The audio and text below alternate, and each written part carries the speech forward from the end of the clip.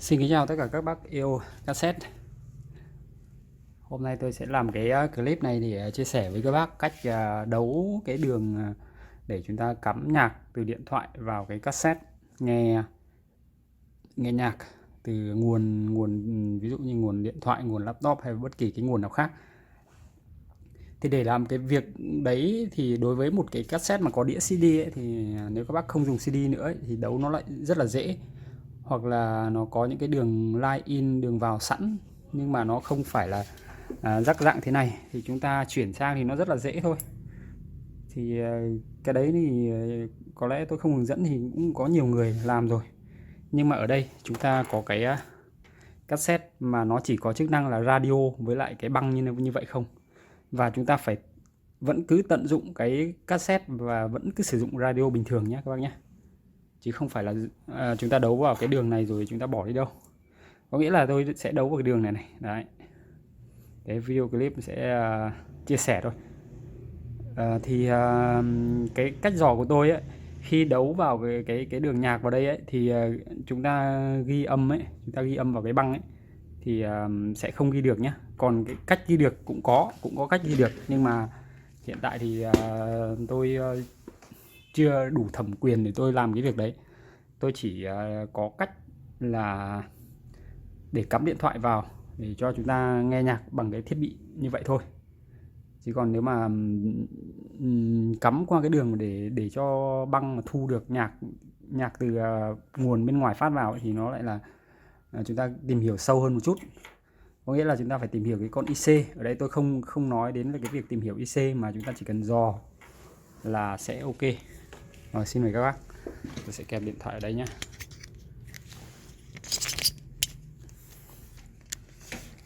Đấy, chia sẻ quá trình mổ xẻ luôn. Đó, do cái để cái tay quay thì nó khá là vướng cho nên là tôi phải để lệch như vậy một chút. Các bác chịu khó quan sát nhé. Bây giờ đầu tiên là chúng ta phải có cái này đã. Và chúng ta phải có đoạn dây để nối từ đây vào cái mạch. Đây là cái đài Sony CFS W338. Thì cái đài này thì nó chỉ có chức năng cassette và radio thôi, không có chức năng line in. Line in là cái đường này này, cái đường có chức năng này thì chúng ta phải làm cho nó có, thì đó là mới là vấn đề. Nhưng mà đối với cái đĩa CD ấy, tức là cái đài nào mà có cái chức năng CD ấy, mà CD hỏng bỏ đi chúng ta đấu rất là dễ, tại vì nó có đường CD vào, đường nguồn tiếng từ trên CD xuống, chúng ta câu ở đấy là được. Nhưng đối với cái đài này thì chúng ta phải dò, nó khoai hơn nhiều. Đối với bác nào dành điện tử thì không nói, nhưng mà không phải ai cũng dành điện tử, không phải ai cũng là người dành điện tử, cho nên là cái việc mà làm cái này thì nó cũng hơi phức tạp hơn một chút.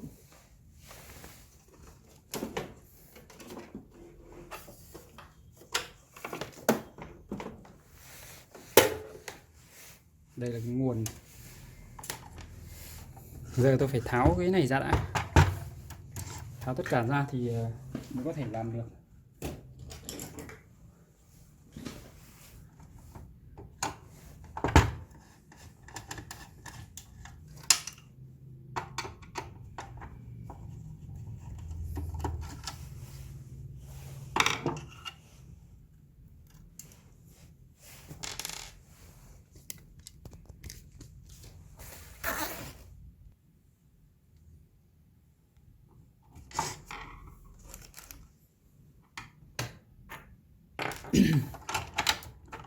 Đó, giờ chúng ta tháo các bộ phận và đặt qua một bên.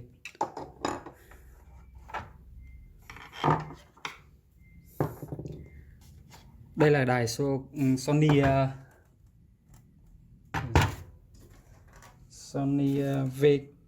CFS W338 nhé. Nhưng mà tôi phải nhắc lại, tại vì là các đài khác không như vậy thì chúng ta cũng dò tương tự thôi, giống nhau mà, tại vì tôi cũng đã làm mấy con rồi. Với bác nào dành về điện tử hơn thì có thể làm, chúng ta đấu vào cái chân gọi là chân của IC ấy, IC công suất, hoặc là IC những cái con IC mà nó sẽ dẫn ra công suất thì lúc đấy chúng ta sẽ gọi là ghi âm được vào cái cassette đối với những cái tiếng mà chúng ta đấu. Còn cách của tôi đây là nó gọi là cho cái chúng ta có cái tiếng rất là hay, chứ còn nếu mà đấu vào những cái đường mà có thể ghi âm được bằng cassette ấy, thì nó lại đòi hỏi phức tạp hơn. Và cái đấy thì mỗi đài mỗi cái cassette này nó sẽ có một cái cách đấu khác nhau. Còn cách đấu của tôi đây thì các bác có thể áp dụng với bất kỳ một loại cassette nào.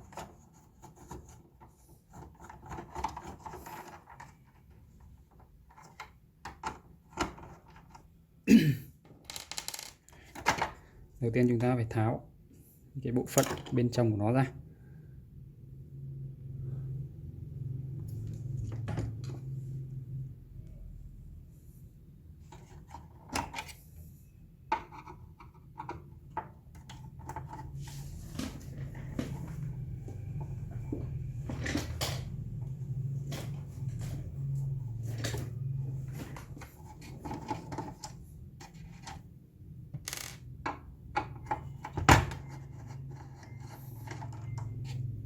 Không có cách nào khác là chúng ta phải tháo ra các bạn ạ. Tại vì là nếu mà chúng ta muốn hàn cái chân ấy, hàn chân thiếc ấy, thì chúng ta phải hàn phía bên dưới, chứ mặt này chúng ta không hàn được. Hàn cũng được nhưng mà nó rắc rối lắm, nó sẽ dễ gây cái tình trạng chập cháy. Và tôi xin nhắc lại, cách này chỉ là dành cho những bác nào mà gọi là không chuyên về điện tử nhé. Không chuyên gọi là không bán chuyên cũng được. Thì bác đấy sẽ có những cái kiến thức nó ít hơn những cái bác mà chuyên sâu về điện tử thì dễ rồi. Những bác đấy thì cao thủ rồi. Thì bây giờ tôi sẽ tìm đường câu. Có nghĩa là tôi nói sơ qua này. Đối với cái đường này ấy, đường line này ấy, thì nó có 3 cực. Một cực là cực trung. Cực trung có nghĩa là nó sẽ dẫn ra hai loa, giống như là chúng ta coi là cực âm của âm thanh cũng được, cực âm này, hay còn gọi là cực mát. Trong cái bảng mạch này nó cũng chung nhau hết. Thì nó sẽ là một cái cực nào đó, để tôi xem này. Nó là một cái cực, nó sẽ một trong 3 cực này, tôi chưa tìm hiểu. Nhưng mà hình như là cái cực giữa này. Tí tôi xem sau, tôi lấy đồng hồ đo sau. Thì có hai cái cực còn lại là một cái cực loa trái và một cái cực loa phải nhé. LR đấy, các bác thấy ký hiệu trong bảng mạch nó là LR đấy, left right đấy. Hai kênh âm thanh đó. Đấy, tôi nói sơ qua về cái này là cho bác nào chưa biết là nó là như thế.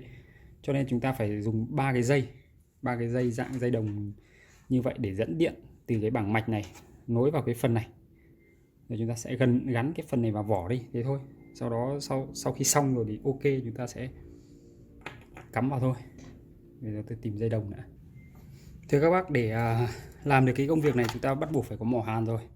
Mỏ hàn thì các bác có thể dùng mỏ hàn nào cũng được, miễn là hàn nó tốt. Tiếp theo là những cái phụ kiện kèm theo mỏ hàn, đó là vỏ thông này để cho nó làm nóng nhanh hơn này.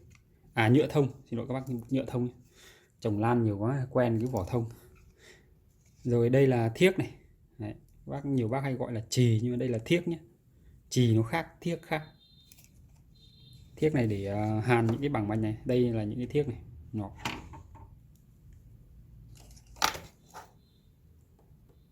Tất nhiên là phải có cái tô vít nữa để các bác vặn ốc này. Đấy là những cái thứ mà chúng ta cần bắt buộc phải có.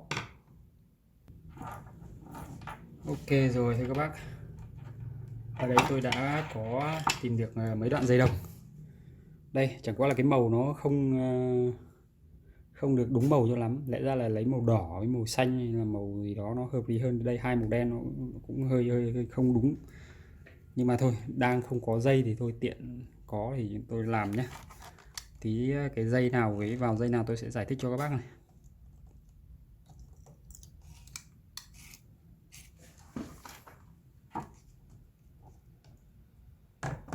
Chết rồi, sao không có điện? hay là đứt rồi nhỉ?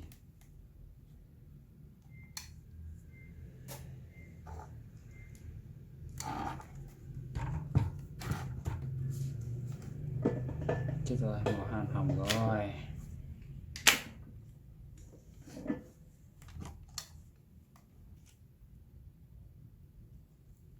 Rồi, ok. Tưởng là hỏng rồi là lại rách việc này. Đấy, lúc đầu là nó hàn đây, tôi phải ngắt nó ra này. Bây giờ tôi sẽ phân như vậy để cho dễ nhầm lẫn, để cho tránh cái việc dễ nhầm lẫn thì tôi sẽ hàn. Lẽ ra cực đen là cực trắng, cực trắng là cực đen, nhưng mà tôi không có dây thì nó có hai cái dây đen thì tôi dùng dây trắng làm dây dây âm nhé. Để tôi đo. Để chắc ăn thì các bác phải đo. Nếu không có đồng hồ đo các bác có thể làm cách nào đó để đo cực nào nó là cực âm, cực nào nó là cực dương, hoặc các bác có kiến thức rồi thì thôi không cần phải đo nữa. Ví dụ như ở trong cái này, ba cái cực này tôi không biết cực nào là cực âm, cực dương này thì tôi sẽ phải đo này. Ở ngoài này sẽ là cực âm này. Đấy, còn trong này sẽ là cực dương này. Tức là hai cái trong này nó khác đường, còn cái đường ngoài này nó sẽ chung nhau. Thì bây giờ tôi sẽ dò bằng cách là, có nghĩa là cái đồng hồ này ấy, thì để ở chức năng chuông này thì nó khi chạm hai đầu này nó sẽ kêu này. Đấy, kêu như vậy này. Thì bây giờ cực nào nó chạm vào nhau thì nó sẽ kêu. Ví dụ tôi kẹp một cực đen ở đây, tôi sẽ kẹp vào đây, tôi đang nghi cực này, cực giữa này, cực âm này. Đấy, chính xác các bạn. Chạm vào tay nó không kêu nhé, tay hướng dẫn điện nó không kêu đâu. Đấy, chính xác là cái cực này cực âm này, còn đây là left right này. Đấy, tôi bấm vào không kêu này, tôi kẹp vào không kêu này. Đấy là cách đo mạch nha các bác nhé. Để check ăn ấy, tôi sẽ cắm cái này vào đây, cắm này vào đây, thì có nghĩa là đây là màu trắng này, màu trắng màu đỏ thì cũng không cần thiết phải phân biệt đâu.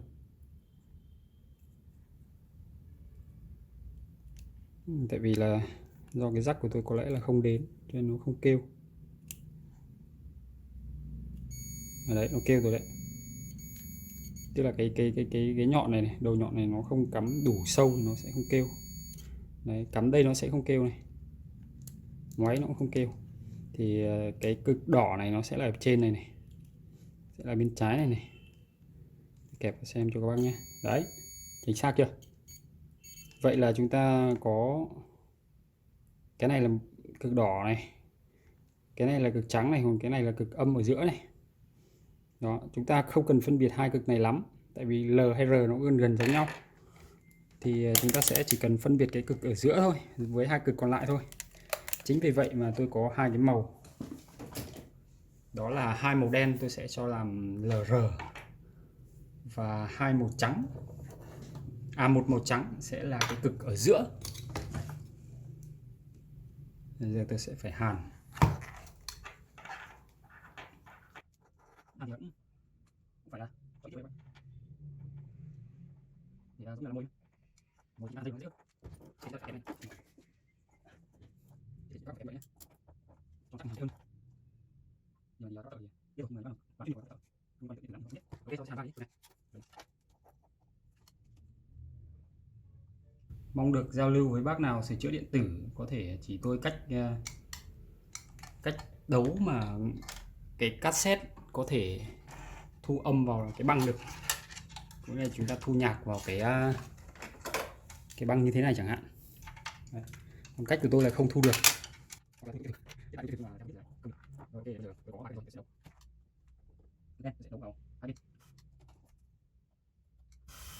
Nếu các bác có giấy đỏ các bác nên chọn giấy đỏ nhé, nó hợp lý hơn. Đỏ xanh gì đó, còn đen là thường là để cực âm nó chuẩn hơn. Đó, vậy là chúng ta có ba cái này rồi, ba cực này rồi.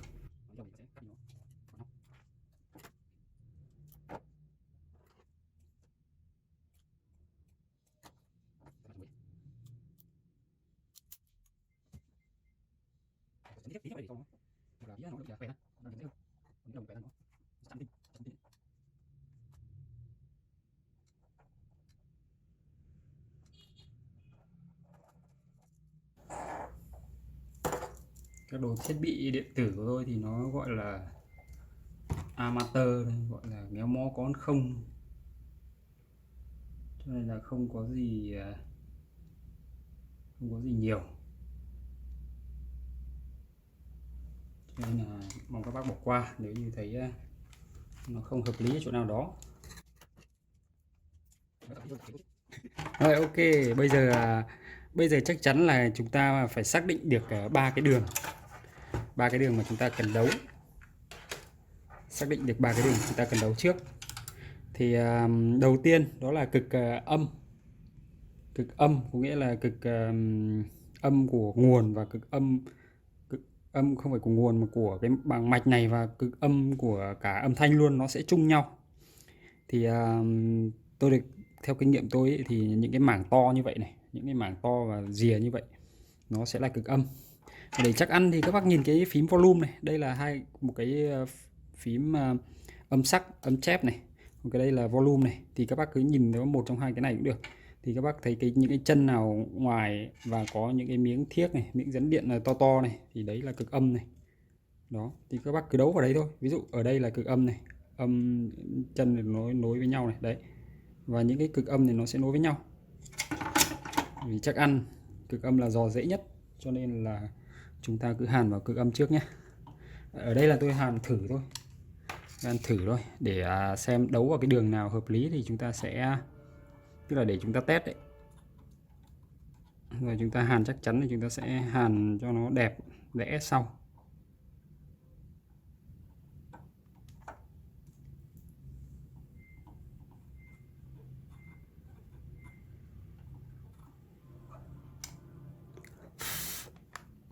Ok, đây là cực trắng nhé. Cực trắng tôi làm cực trung, cực âm cũng được, cực trừ ấy, cực có dấu trừ ấy. Bây giờ tôi sẽ dò hai cái đường này. Dò bằng cách nào thì kinh nghiệm của tôi ấy, tôi tháo cái nút cái phần này ra nhé.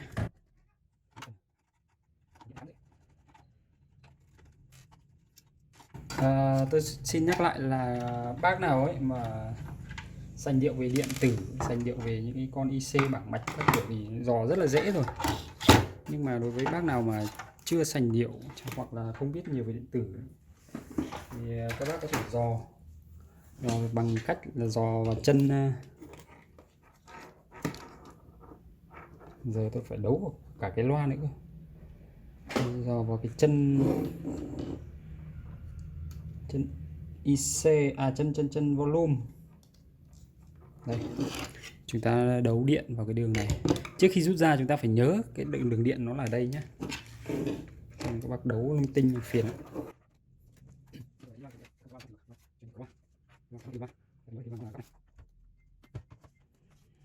Cái dây này ngắn quá các bạn, quá cho nên nó hơi khó khăn cho chúng ta một chút. Rồi, ok, chúng ta sẽ dò hai cái đường này bằng cách như thế nào đây. Ở đây trên cái bảng mạch này ấy thì các bác nhìn thấy đây, nó ghi chữ L, chữ R ở đây này. Đó.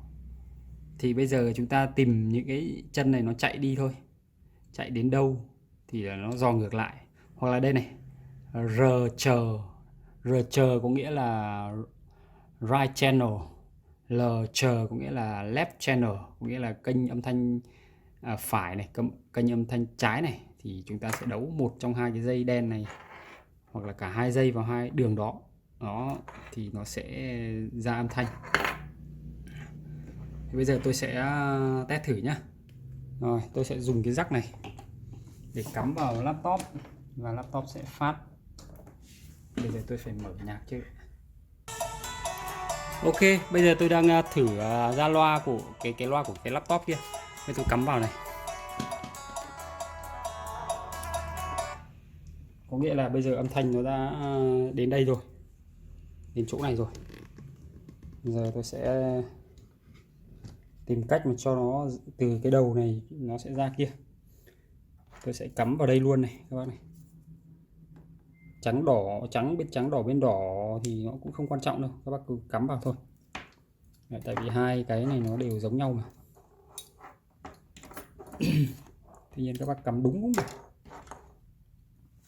Các bác để cẩn thận nhé, hai cái cực này là nó rất là quan trọng, đừng cho nó chạm linh tinh. Rồi bây giờ tôi sẽ cắm điện này, cắm nguồn vào cái thiết bị của chúng ta. Đó, thì bây giờ nó chưa lên là do là tôi chưa kích hoạt cái này, ví dụ bật sang radio chẳng hạn và volume mở lên chút, thì bây giờ nó đang kêu ù đấy. Giờ tôi sẽ dò ví dụ RL lúc nãy nhé, đây cái chỗ RL đây này, tôi thì đấu một cực vào xem nhá. Đấy các bác, ra một loa này, đấu vào L này, đấy nó sẽ ra loa bên này. Một cái tiếng ù ù thì chắc là phải đấu hai loa vào. Tôi test thử nhé. Đấy, tiếng rất là trong các bạn. Ok. Thế bây giờ hai cái đường RL này nó lại dẫn ra đây. Ra đây thì chắc chắn là nó cũng kêu rồi, tại vì hai cái đường này nó chạm trực tiếp với nhau mà.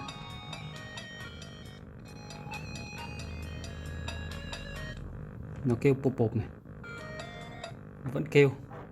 Từ đầu bên này xem nào, nó dẫn ra đây, một đường ra đây, một đường ra đây,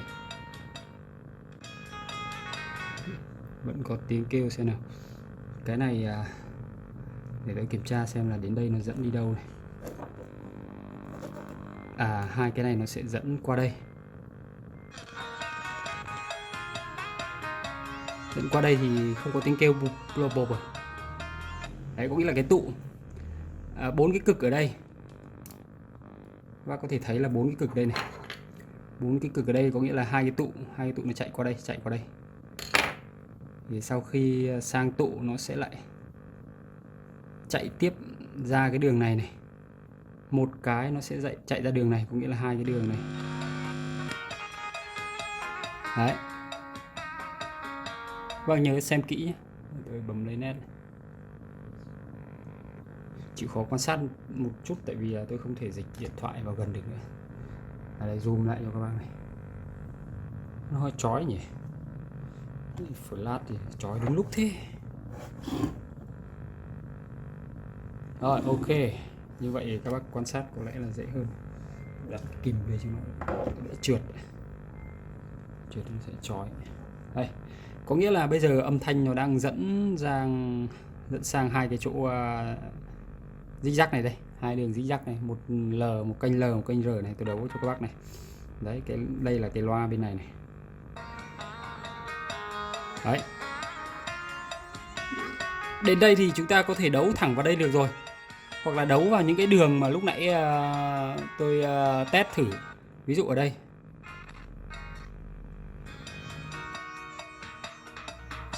Đấy, các bác có thể đấu những cái đường nào mà ưng ý. Đấy, ở đây đến đây là nó không kêu này. Cái đường này có một chút vào thông đây, hôm nọ tôi đấu thử vào đây này. Đây, ra hai cái đường này thì nó lại dẫn sang bên này. Sang bên này xem có được không này. Không được nhé, hai cái đường dưới này không được. Đấy, hai đường này được. Được thì nó lại tiếp tục dẫn qua đây. Và cái đường này nó dẫn qua đây. Ở đây là hai cái vị trí mà khá là ok nếu các bác muốn đấu. Để bây giờ tôi sẽ xem nào. Nó sẽ dẫn sang bên này này. Sang đây cũng được nhưng mà tiếng nó bị bé đi các bạn. Tiếng nó bị bé đi. Sang bên này tiếng nó bị bé đi này. Ở đây, bên này. Đấy, các bác nghe tiếng không ạ? Ở đây tôi sẽ thử tăng volume lên.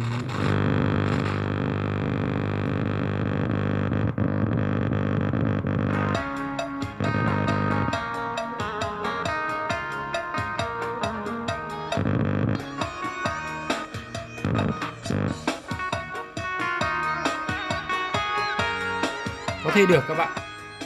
Volume tôi chưa mở hết cỡ đâu. Tiếng này có vẻ ok hơn, còn bên này nó sẽ to hơn này.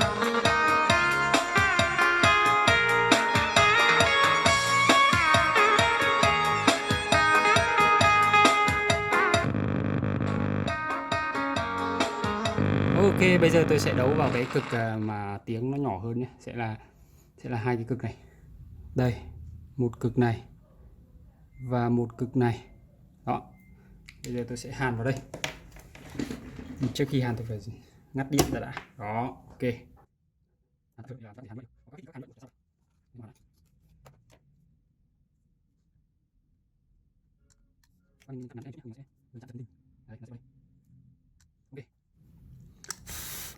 Ok. Giờ xem nào. Ok.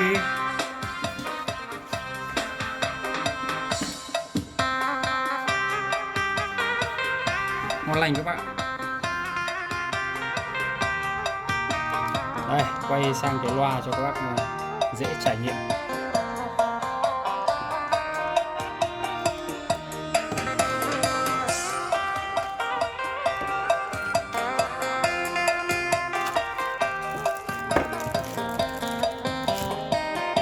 Do cái dây này ngắn quá các bạn, không lật qua lại được. Đây tôi test thử volume này. Volume này là bị sột soạt một chút rồi này.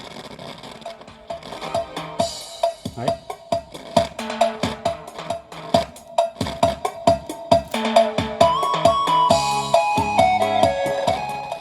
Mới mở nhỏ một chút thôi mà nó đã rất là to rồi.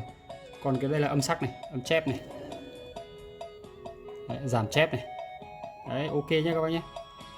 Đấy, nhưng mà cách đấu như vậy thì sẽ chưa tạm thời ghi âm vào cassette được.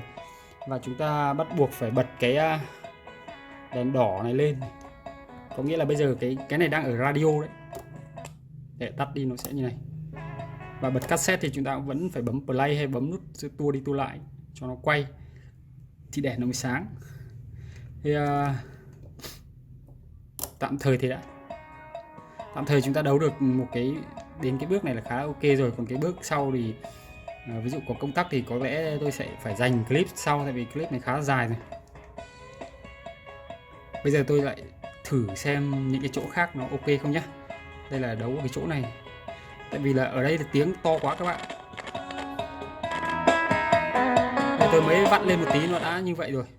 Ở đây khoảng số 3, số 4 gì đấy nó đã rất là to rồi. Thì to như vậy thì tôi cảm thấy cũng có vẻ không ổn. Thì chúng ta phải giảm bớt cái âm lượng đi để mà tránh cái trường hợp mà ví dụ như các bác mà có ai đến chơi chẳng hạn không biết là mở to volume là xong là nó hỏng luôn đấy. Chắc chắn là hỏng, tại vì là cái âm thanh này nó quá lớn các bạn. Tôi cảm thấy nó qua cái ngưỡng của nó rồi. Bây giờ tôi sẽ test thử vào cái chỗ lúc nãy xem. Chỗ lúc nãy xem nó còn ù xè gì nữa không.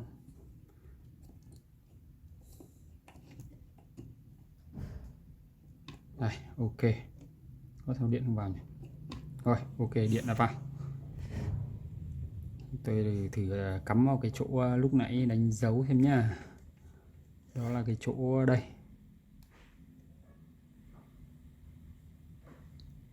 Rồi, volume ở đâu? Volume tôi hạ xuống hết cỡ rồi.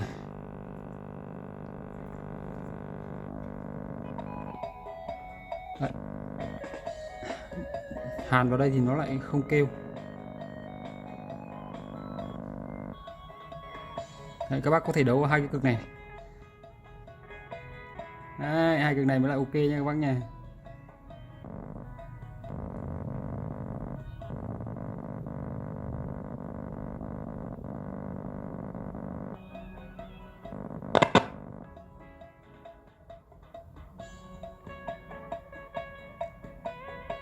Hai cực này thì nó ok hơn các bạn. Rồi, giờ tôi sẽ đấu lại. Tại vì cái này tôi cũng vừa phát hiện thôi, vừa làm thôi, cho nên là cũng không thể biết trước chắc chắn 100% được. Chẳng qua là làm video chia sẻ cùng các bác thôi. Thì bây giờ chúng ta có hai cực này này. Nó đây, R này, L này. Nhìn hơi khó nhưng mong các bác thông cảm, tại vì là camera không thể dí gần được nữa. Bây giờ tôi sẽ hàn vào đây nhá, hoặc là vào đây đi, vào đây để tránh cái trường hợp nó chạm, nhau. Và cái này phải cắt ngắn tí nữa, dây đồng thì vẫn là dài quá các bạn.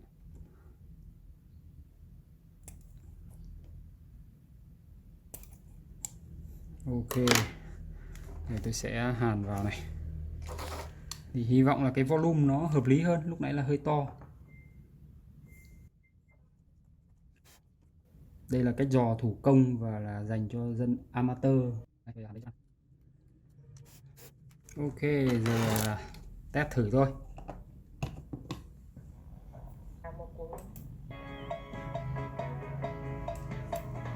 Đây, volume.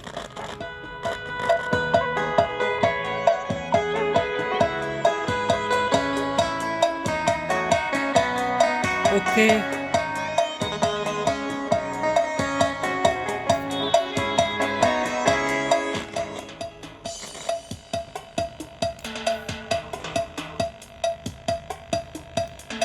Đấy nha.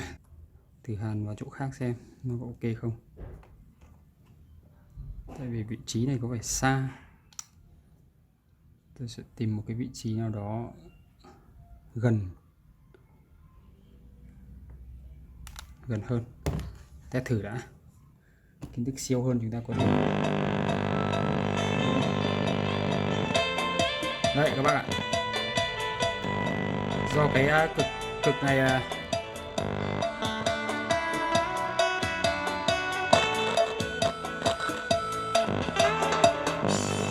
do cái cực này là lúc nãy tôi đấu đây nó xa quá thì đấu vào đây nhá. Đây cũng là cực mát, tức là cực âm nhưng mà nó ở cái khu vực này, chúng ta phải đấu vào đây đi. Khu vực này thì nó gần hai cái cực này hơn.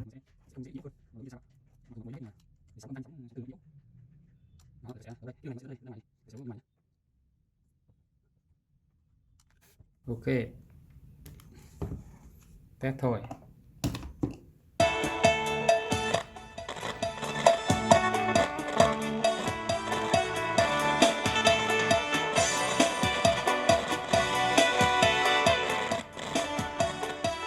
Cái volume nó cứ bị sột soạt các bạn.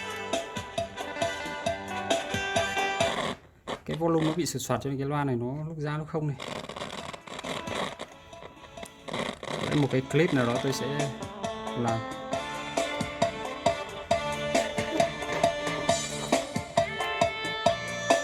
Đây.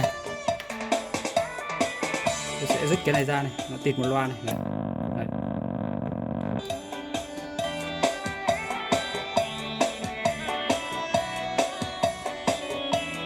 Còn cái tiếng mà kêu rụt rụt đấy thì có thể là nó thiếu mát, bây giờ tôi chưa gắn vào.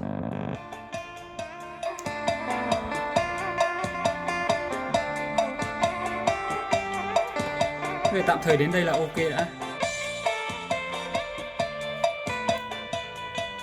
Rồi, sau một hồi thử nghiệm và quyết định thì tôi quyết định đấu vào chỗ này.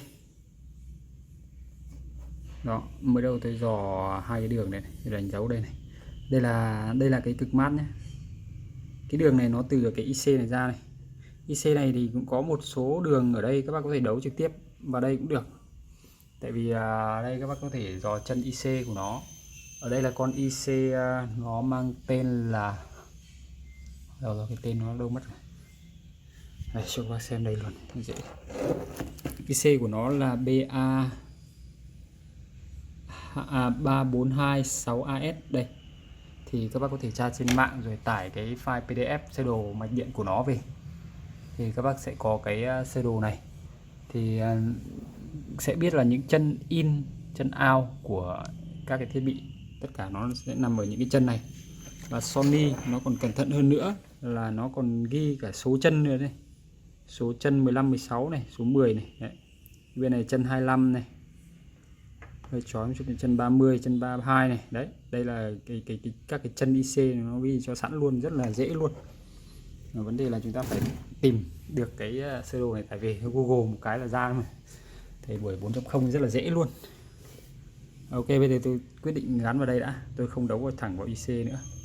Nếu đấu thẳng vào thẳng IC có lẽ là chúng ta sẽ thu được cái tiếng của nó vào cái cassette. Nhưng mà thôi, để như vậy cho nó tiếng nó trong. Tôi cảm thấy là đấu vào cái đường này tiếng nó trong hơn là đấu trực tiếp vào cái chỗ IC này. Thôi tạm thời chúng ta đến đây đã. Rồi tôi sẽ lắp vào thôi.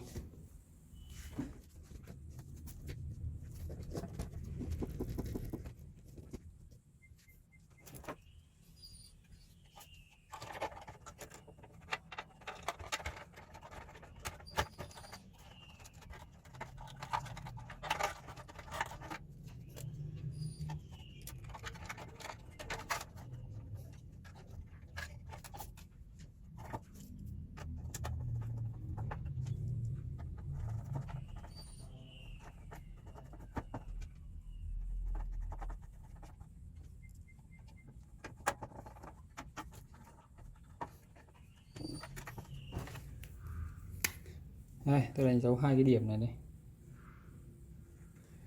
Đó. Sau đó dùng máy khoan. Máy khoan này thì khoan này.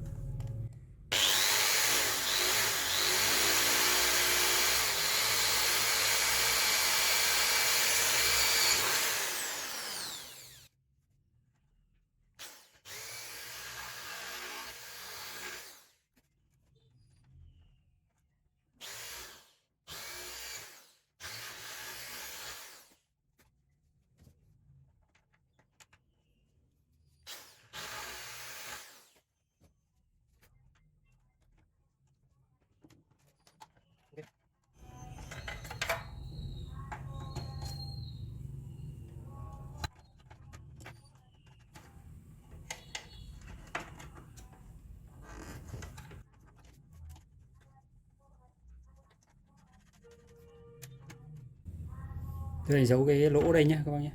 Ok, tôi sẽ dùng mũi khoan này.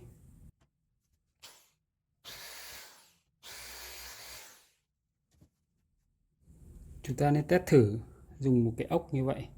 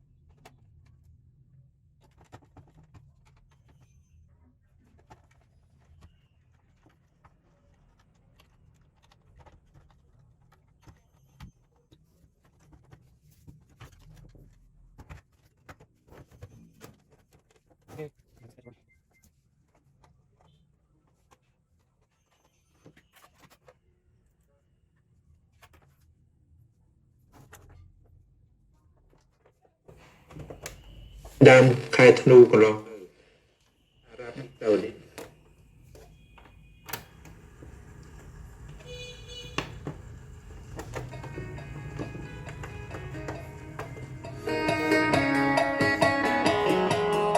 Ok. Cái nhược điểm đó là chúng ta phải bấm cái nút này.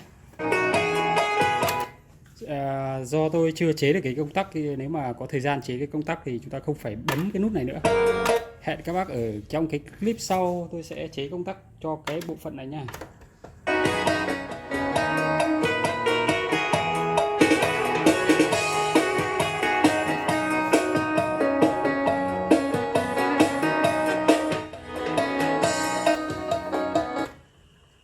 ta cắm loa này là trái ra phải.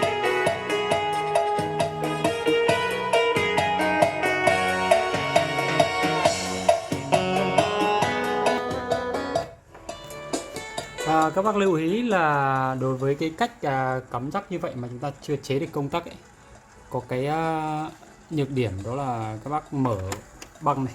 Đấy. Ví dụ là đoạn này có tiếng này, các bác cắm vào thì nó dạng thuộc tranh nhau hát. Đấy, tôi đang mở cái dưới này tranh nhau hát, thì thành ra là chúng ta lại phải bấm nút tua, nếu không bấm nút play nó tranh nhau hát. Thằng nào to thằng này thắng. Rồi kể cả radio cũng như vậy nhé. Đấy. Thì các bác rút cái này ra thì tiếng nó sẽ to hơn, có nghĩa là hai đầu vào nó sẽ không bị tranh nhau nữa. Nếu các bác chế được cái công tắc để mà ngăn cách giữa cái phần này với những cái phần khác ấy, thì nó ok hơn. Nhưng mà thôi tạm thời thì đã. Nếu các bác cần thì video clip sau tôi sẽ chia sẻ cách chế công tắc. Rồi giờ chúng ta nghe nhạc tiếp thôi. Xin chào mọi người nhé, chúc mọi người thành công vui vẻ.